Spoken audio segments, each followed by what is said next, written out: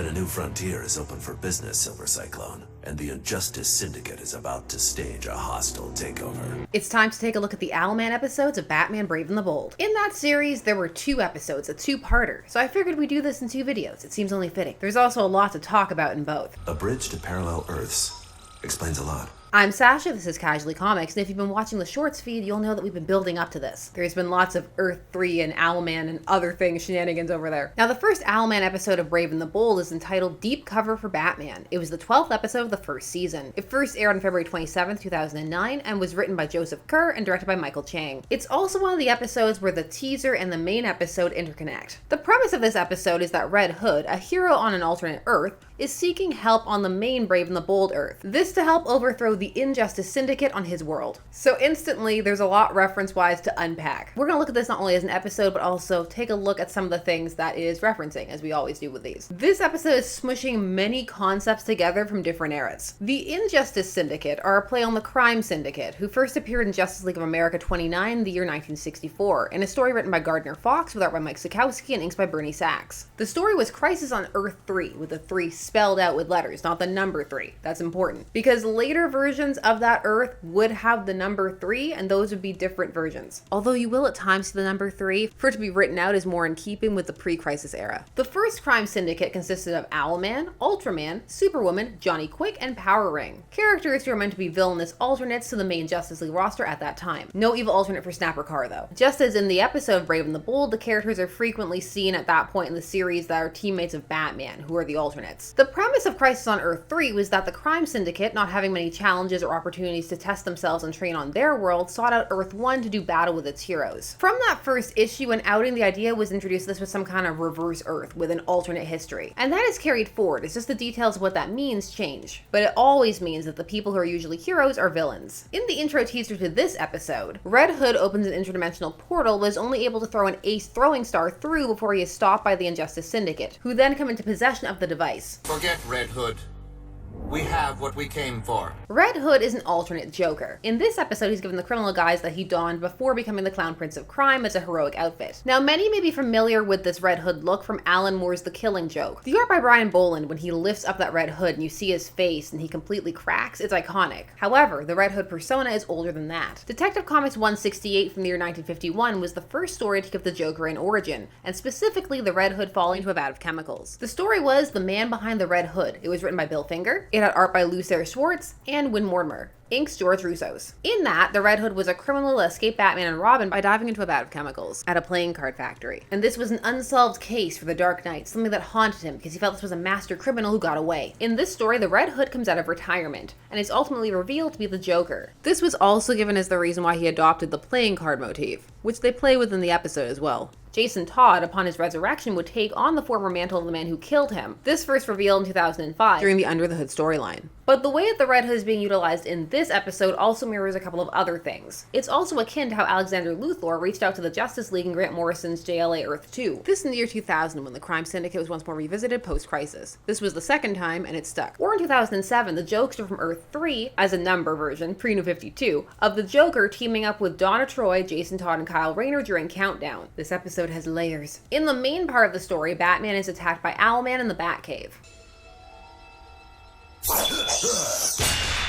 We'll save most of the Owlman talk for part 2, because that's where they get more into the Owlman backstory. They even hide his face in this episode, but for now let's just tease with that Owlman isn't just an evil Bruce Wayne, but rather he's Bruce Wayne's brother, Thomas Wayne Jr. And that reference also has many layers and goes far back to the 70s. It's also just relevant narratively for this episode because it's part of why Batman can't fully predict what Owlman is going to do and vice versa, because they're not the same person. Although you could also make a case for this not being Thomas, which we'll do in part 2. It works either way. Either way, it's a reference. The fight in the Batcave in this episode is standout.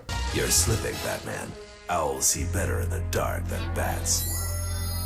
The eye effect they do on the cowl is not only eerie, but it's a nice fusion of the more modern Owlman costumes and the classic version, where it looks like he's just wearing a fun winter-themed hat. Now, the reason this episode is called Deep Cover for Batman is because he has to go to the alternate universe and disguise himself as Owlman. Also, the numbers they gave the Earths may be a nod to the fact that because of Crisis on Infinite Earths, where for a time multiple Earths no longer existed, the evil Earth has been known as both Earth 3 and 2. Although the 2 moment was very brief, and really it was an antimatter Earth, it was kind of a quad thing going on, it got convoluted there for a bit. Batman gets to meet the alternates, who are Scarlet Scarab, Blue Bowman, and Silver Cyclone. They're the main ones we focus on. There are of course many more. The Scarlet Scarab is a nice name flip for Blue Beetle, one would assume is a villain for him, but is not. Perhaps because Marvel already has a Scarlet Scarab. In fact, 3 at last count, time of recording. The Blue Bowman was an alias used at one point by Signal Man when he decided to be a copycat Green Arrow and fight Batman in Batman 139. This after his first attempt to go up against Batman as Signal Man failed. He tried an entirely new gimmick. The design on the show is very similar to this, but that's probably also because if you change the color, that's just what happens. But he does also have dark hair like Signal Man did too. Red Tornado becomes Silver Cyclone. The whole flipped universe plays a lot with colors, so you have a nice easy visual cue for who's evil, which is good because this show is geared mostly towards children, although it does have nods and things that adults can enjoy, as we'll get to later because there's plenty in this as well. But overall, there's just a fun vibe to this one. It's enjoying playing with the concept. The heroes aren't coming. Injustice Syndicate represent.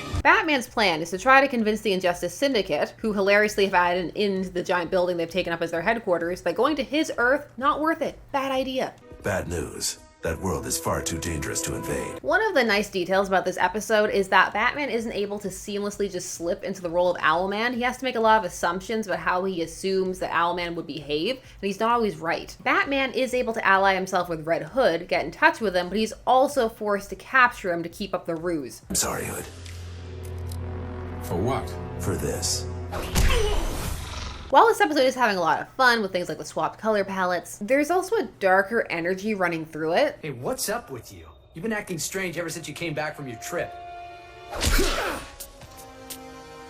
Question me again and I'll do worse. The moments like that arguably hit the hardest are with Red Hood, particularly during his torture sequence. The way the scene is set up, with the shadows keeping Red Hood's face shrouded, gives his smiling visage an eeriness it doesn't have in the main universe of this cartoon, because they've gone with that Dick Sprang art style, which while it pops isn't always the most menacing. They also, while recapping his origin, in of which Owlman forcibly tosses him into the vat of chemicals, they then played with the scene from Batman 1989. After Joker's first disfigured and he looks in the mirror and sees his face, or rather he demands one. In this, they kind of play with that, with Red Hood staring at himself in the mirror and cracking up. Silver Cyclone remarks that Red Hood has a very strong character for not going insane because of what happened to him when he saw his face, just because of the disfigurement. Jeff Bennett's voice work on the Joker here is excellent. The chilling, kind of broken laugh he gives Red Hood is very unsettling.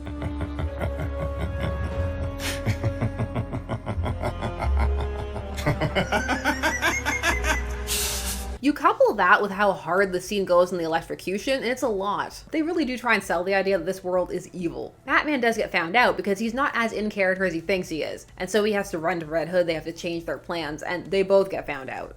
Who is this guy?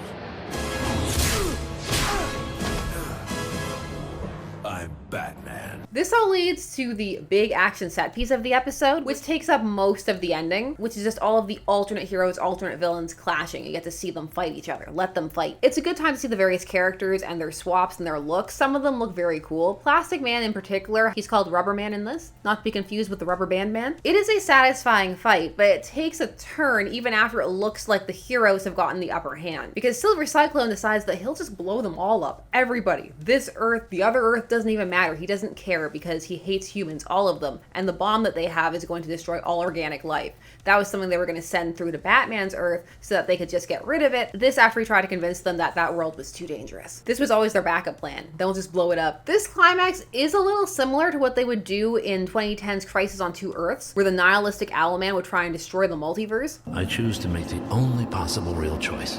You're insane. Does it really matter? Just like in that ending, it doesn't work out here either. Silver Cyclone is defeated. I look forward to an empty planet to call my own.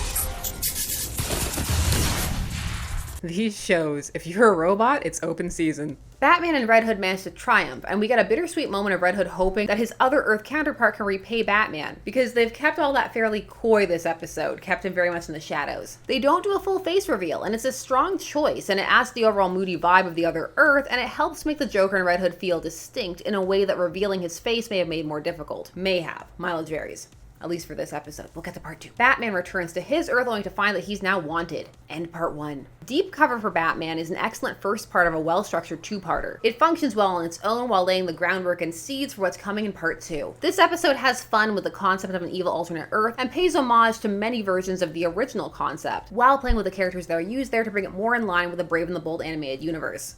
I've got the true heart of a hero. Hero? A possible ally? I keep it in a big jar at the back of my closet. Plus, it doesn't shy away from some fairly intense references and moments. On the whole, a very solid and fun episode, and for some, maybe their first encounter with this other Earth and Owlman. It has some fun techniques to make a fairly standard plot feel tense and rewarding. But all of these are just my thoughts, and I want to hear yours. Do you not agree? Do you feel that this was mid at best? Do you like this episode? Not like it? Who are your favorite swaps? Any details that I didn't bring up? Put them down there too. Share all your thoughts down below. While you're down there, please do all the YouTube things. Like, share, comment, subscribe, hit the bell notification so that you never miss a vid. Thanks so much for taking some of your day spent discussing comics and comic adjacent things with me. I always appreciate it, and I will see you again soon. Bye-bye.